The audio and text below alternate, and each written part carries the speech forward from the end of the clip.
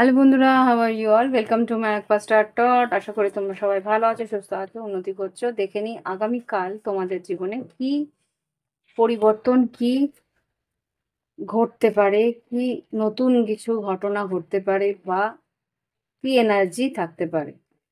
মাথায় রেখো, এটা কালেকটিভ এনার্জি। কিছুটা মিলবে, কিছুটা তোমার মেসেজ থাকবে, কিছুটা অন্যের মেসেজ থাকবে। যেটা তোমার সেটা তুমি নিয়ে নেবে, বাদ বাকি অন্যেরটা যেটা তোমার সঙ্গে মিল খাচ্ছে না সেটা অন্যের জন্য ছেড়ে দেবে। ওকে, তো দেখে নিই কি ঘটতে পারে। জাস্ট প্লিজ আমাকে দেখাও যারা এই রিডিং দেখছে তাদের জীবনে আগামী দিনে কি কালেকটিভ মেসেজেস আসতে পারে। তোমরাও যদি এই রিডিং এ পার্টিসিপেট করতে চাও তাহলে অবশ্যই মেসেজগুলো লিখবে, কমেন্টস গুলো লিখবে, তাহলে কিন্তু তোমার এনার্জি আমি পেয়ে যাব। তোমার জীবনে কি ঘটতে পারে তার মেসেজও এখানে ঢুকবে, না হলে ঢুকবে না। তোমার এনার্জি যদি আমি ফিল করতে পারি তাহলেই কিন্তু আমি তোমার এনার্জি ঢুকবে। এঞ্জেলসকে বলে রাখলাম, এঞ্জেলস যারা মেসেজ করবে তাদের মেসেজেস বেশি করে দেবে অবশ্যই, তাই না? এনার্জি তাদেরই ফিল ফিল করতে পারবে। দেখে নিই কি কি ঘটছে। ওয়াও, আচ্ছা, এখানে দুটো আলাদা পাইল মতো এসছে, আমি তাই হিসেবেই পড়ছি। Two of swords, queen of cups, আচ্ছা এখানে ফাইভ অফ ওয়ান্স, আর এখানে সেভেন অফ কাপস। খুব সম্ভবত এখানে তুমি একটু দ্বন্দ্বের মধ্যে রয়েছো, একটা শঙ্কার মধ্যে রয়েছো, কোন দিকে এগোবে বুঝতে পারছো না। এখানে মানসিক একটা অস্থিরতার মধ্যে রয়েছো, কনফিউশন কালকের দিনে থাকবে, একটা ফগিনেস থাকবে, একটা জটিল পরিস্থিতি থাকতে পারে। তো সেখান থেকে তুমি কালকে একটু হলেও অস্থিরতা থাকবে। ঈশ্বরের নাম নেবে, ঈশ্বরের কাছ থেকে আহ, নির্দেশ চাইবে, তাহলেই কিন্তু তুমি, বা বাড়িতে যদি কেউ আহ, প্রাপ্তবয়স্ক বা প্রাপ্তবয়স্ক বলবো না, বাড়িতে কেউ যদি আহ কি বলবো,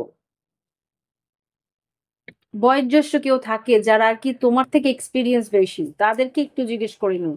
তাহলে কিন্তু, যদি জিজ্ঞেস করার মতন থাকে তাহলে কিন্তু জিজ্ঞেস করে নিও, তাহলে তারা কিন্তু তোমাকে, হ্যাঁ, ক্লিয়ারিটি দিতে পারবে ডেফিনেটলি। তারা কিন্তু তোমাকে সঠিক রাস্তাটা বলে দিতে পারবে। ওকে, এটা একটা মেসেজ পেলাম। দ্বিতীয় মেসেজে যাব।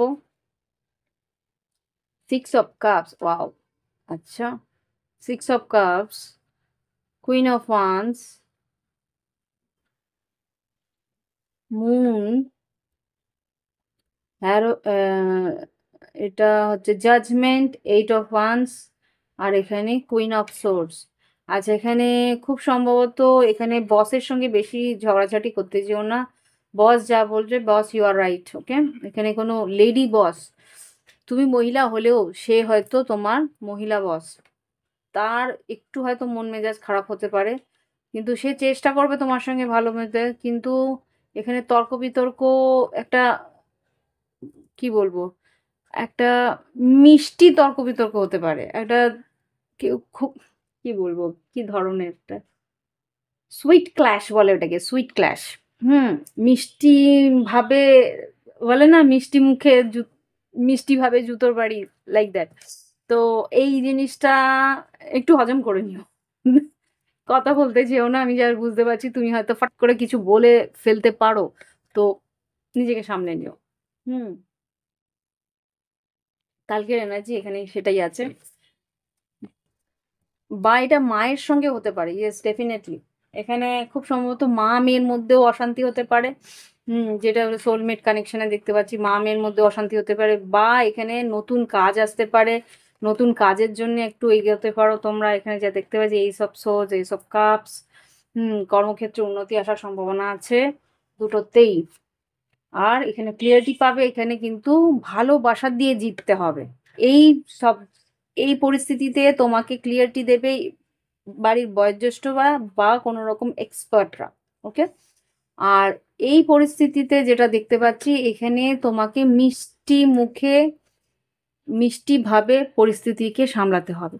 ওকে, দেখে নি লাভ লাইফে কি করতে পারে। ওকে, দুটো, এখানেও দুটো মেসেজ এসছে, দুটো মেসেজ দু রকম ভাবেই দেখবো। ও, cutting ties, moving on, receiving what you need, progressing and arriving, lacking confidence, self sabotage, ego, fear, frustration। কোনো একটা পরিস্থিতিতে ফ্রাস্ট্রেশন ছিল, এই সম্পর্ক টিকবে না, বুঝতেই পারছিলে, ল্যাকিং, মানে এই সম্পর্কের দিকে কনফিডেন্স ছিল না, কোনো রকমই তুমি তাকে ঠিক করতে পারছিলে না। সেখানে কিন্তু তুমি নিজের মানসিকভাবে তুমি যদি ফিজিক্যালি তুমি বেরিয়ে না আসতে পারো, হতেও পারে ফিজিক্যালিও বেরিয়ে যেতে পারো, বা মানসিকভাবে যদি মনে হয় যে না, দেখো এই মেসেজ কিন্তু তফাৎ হতে পারে, এটা কারোর সঙ্গে মিললে এটা কারোর সঙ্গে নাও মিলতে পারে, বলে রাখ। তো এখানে যা বুঝতে পারছি, সেই পরিস্থিতি থেকে বেরিয়ে যাওয়ার একটা সাহস শক্তি সঞ্চয় করে তুমি বেরোতে পারবে। এখানে যেটা দেখতে পাচ্ছি, death.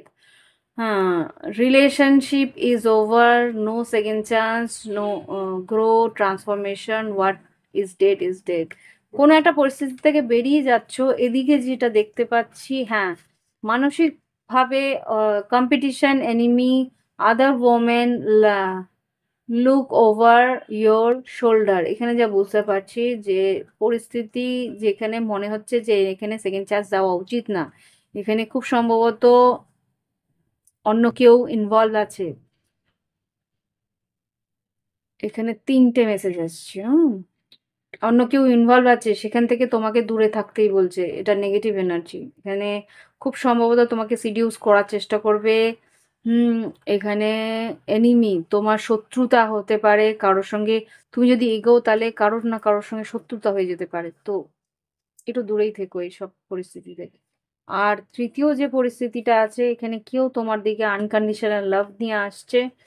Hmm, unconditional love, giving and receiving, fairness in love, affection, return, higher commitment, eternity, partnership, union, completion। এখানে কেউ একজন আসছে, সে তোমাকে ভালোবাসা নিয়ে এগিয়ে আসছে, তোমার সঙ্গে এঙ্গেজমেন্টের জন্য এগিয়ে আসছে।